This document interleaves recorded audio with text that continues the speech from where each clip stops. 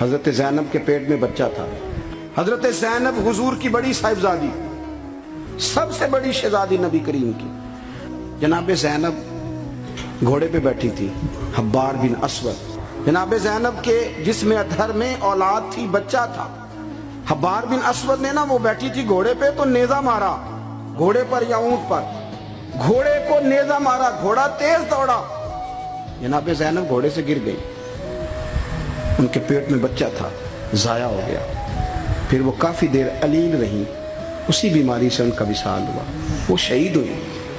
بڑی تکلیف ہوئی نبی کریم کو، بڑی تکلیف. فتح مکہ کے موقع پر حبار بن اسود کلمہ پڑھنے آیا. سیرت ابن حشام والے کہتے ہیں جب وہ آیا تو اس نے چہرے پہ کپڑا رکھا ہوا ہے. نبی کریم علیہ السلام کی بارگاہ میں حاضر ہوا تو حاضر ہو کے عرض کرنے لگا یا رسول اللہ صلی اللہ علیہ وسلم کو بہت بڑا دشمن بھی آئے تو معاف کر دیتے ہو. حضور خاموش ہیں، گردن جھکی. پھر کہنے لگا بہت بڑا دشمن بھی آئے تو معاف کر دیتے ہو. حضور خاموش ہیں. تیسری دفعہ اس نے چہرے پہ نقاب ڈالا تھا حضور بڑا دشمن بھی آئے کلمہ پڑھے تو معافی ہے. حضور نے چہرہ اٹھایا تو آنکھوں میں آنسو تھے. حضور فرمانے لگے حبار یہ چہرے سے کپڑا ہٹا، بیٹیاں بھولا نہیں کرتی، تو کلمہ پڑھ میں تجھے بھی معاف کرنے کو تیار. بیٹیاں بھولا نہیں کرتی، تو پڑھ کلمہ. پورے خاندان نے قربانی، پورے. حضرت سیدہ فاطمہ الزہرا سے کسی نے پوچھا تھا بی بی صاحبہ دین کے لیے سب سے پہلے آپ کو کب تکلیف اٹھانی پڑی؟ حضرت فاطمہ فرماتی میں چھوٹی سی تھی جب میری اماں وصال کر گئی، اور جب جناب ابو طالب وصال کر گئے تو مجھے کسی نے پہلے دن جب میں نے یہ تکلیف دیکھی اور صحیح کسی نے مجھے آ کے بتایا کہ فاطمہ نبی پاک علیہ السلام حرم کعبہ میں سجدے میں تھے. اونٹ کی اجڑی بڑی وزنی ہوتی ہے، حضور سجدے میں تھے. ابو جہل نے دو لوگوں سے کہا تو انہوں نے اونٹ کی اجڑی لا کے نبی پاک کے سر پہ رکھ دی. حضور علیہ السلام ساری قوتوں کے مالک ہیں، لیکن بظاہر حضور سر اٹھاتے ہیں تو تکلیف ہوتی ہے. فاطمہ نہ ابو بکر صدیق مکے میں ہیں نہ مولا علی موجود ہے، تو آپ چلیں گی؟ بی بی صاحبہ کہتی ہے میں اس عمر میں چہرے پہ نقاب ڈال کے نکلی، اس عمر پہلے دن نکلی. اماں چلی گئیں، پہلے دن میں نکلی، اور جب میں حرم کعبہ میں گئی تو میں نے لوگوں کو اپنے باپ پر معاذ اللہ ہنستے ہوئے دیکھا. کہتی میں نے کھینچ کی اجڑی حضور کی اتاری.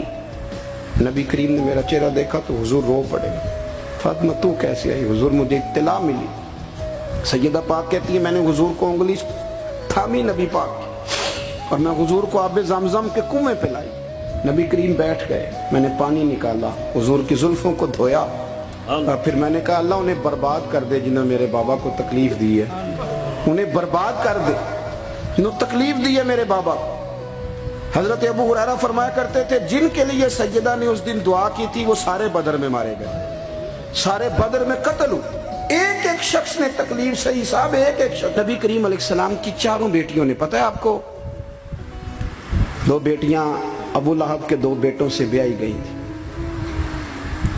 وہ جتنا لوگ بلیک میل کر سکتے ہیں ایک تکلیف ہوتی ہے جسمانی، ایک نفسیاتی ہوتی ہے، کسی کو تنگ کرنا، اذیت دینا، بچوں کی طرف سے، ماں باپ کی طرف سے، وہ جو نفسیاتی تکلیف ہوتی ہے وہ آدمی کو بڑا کمزور کر دیتا.